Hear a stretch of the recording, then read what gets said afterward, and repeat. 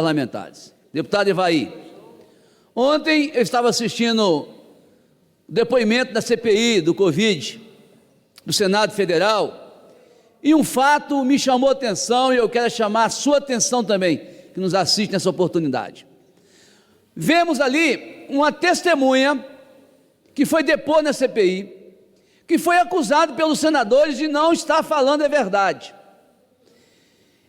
E aquela testemunha chegou a ser intimada pelos parlamentares ali, alguns corajosos demais, querendo que o presidente determinasse a prisão daquele depoente porque ele estava mentindo, dizendo que ele estava mentindo. Nós não podemos afirmar ou não se ele estava mentindo ou não. Eu acredito na palavra dele, acredito na verdade, mas algo me chamou a atenção, senhor presidente. Então, senhor presidente, ouvindo o depoimento daquela testemunha, deputado Ivaí, os senadores queriam prendê-lo porque testemunhas disseram que ele estava faltando com a verdade. Agora, presta atenção, nós temos uma lei no Brasil, onde o acusado do crime não é obrigado a falar a verdade. A testemunha que não tem nada a ver com crime, se não falar a verdade, vai preso. Olha o absurdo da legislação brasileira. Quem fez essa lei?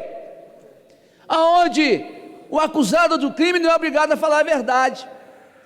É comum, deputados, a gente vê, como no caso quando um motorista embriagado acidenta, mata pessoas nas rodovias, BRs e ruas brasileiras. Aquele motorista embriagado, ele não é obrigado a fazer o teste do bafômetro. Sabe por quê?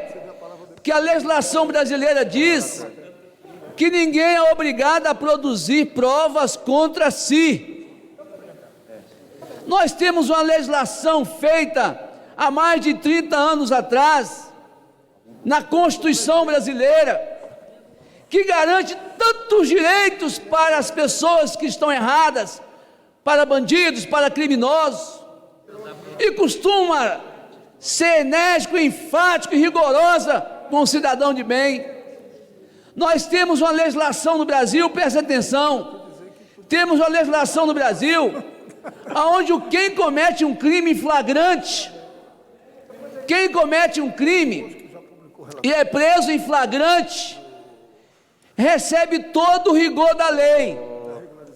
Mas se o criminoso foge do flagrante, ele tem todo o benefício da lei. Senhor presidente, se fosse para dar benefício a algum criminoso no Brasil, teria que dar para quem é preso em flagrante.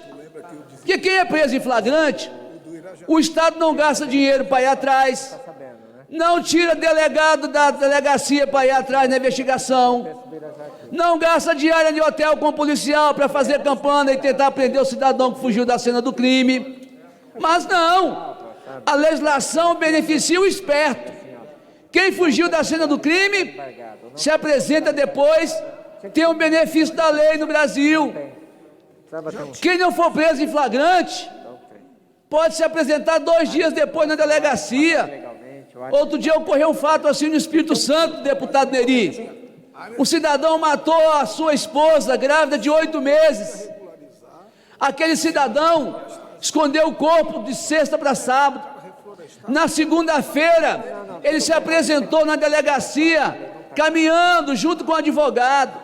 Assumiu o crime. Disse: eu matei, eu ocultei o corpo. Mas aquele cidadão, como ele não foi preso em flagrante, como não existia ordem judicial para ele, ele prestou depoimento e saiu andando da delegacia.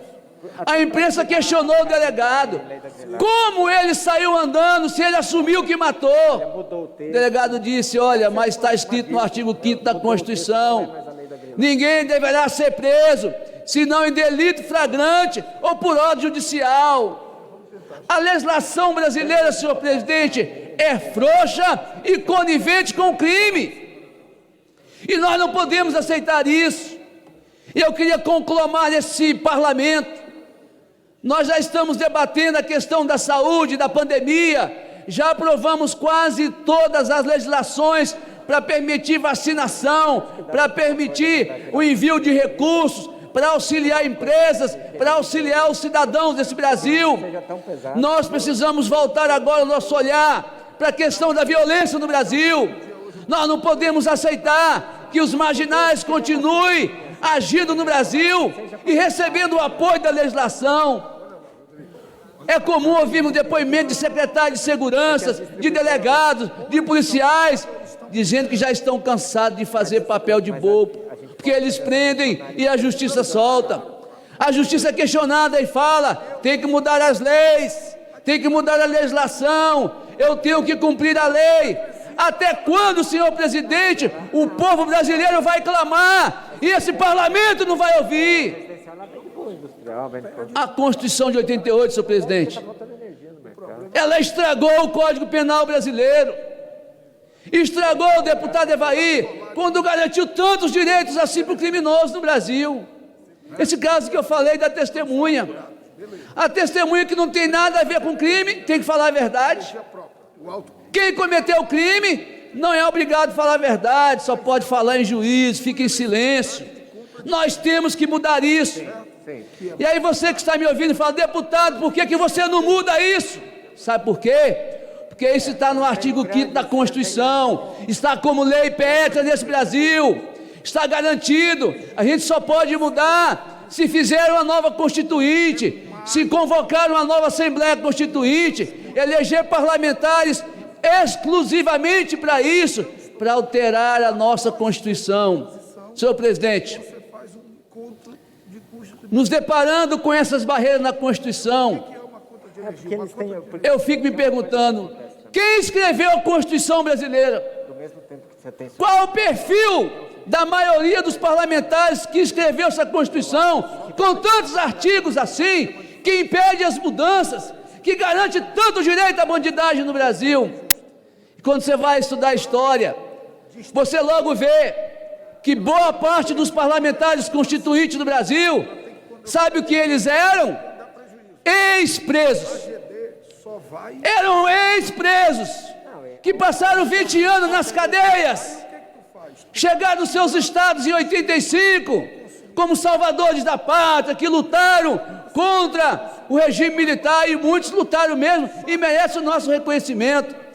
Mas muitos desses ex-presos foram eleitos deputados constituintes, vieram aqui para esse parlamento e escreveram a Constituição, como se todo criminoso do Brasil fosse criminoso político, e não é. Para concluir, senhor presidente. Conclua. Então, senhor presidente, esse é o perfil dos parlamentares que escreveram a Constituição brasileira.